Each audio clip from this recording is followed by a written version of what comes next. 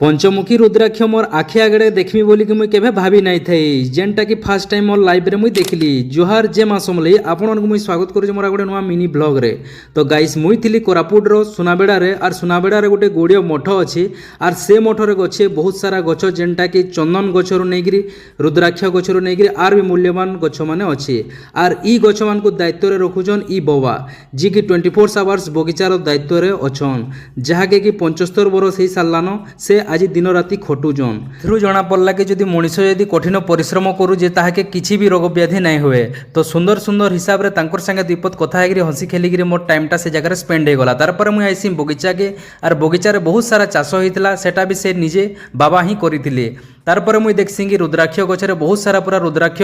गछ पूरा पूरी फुल हेगिथिला आर मते एते सुंदर लागला जे मुई केबे मोर आखि रे मुई विश्वास नै करि पारुथै कि मुई फेन रुद्राक्ष देखि पारबिंगी बोलिकरी सेटा फेन पंचमुखी सप्तमुखी आर बहुत सारा गछ थिला जेनटा कि आपण मानकु मुई कहि भी नै पारबार बहुत सारा मूल्यवान गछ भी अच्छे से जगह रे आर इटा हो जे से रुद्राक्ष गछ जेनटा कि मोर आखि आगड़े मुई देखली मते बहुत माने गोटे अजीब लागला। बाकी अजीब लागले भी से जिनिसटा सत है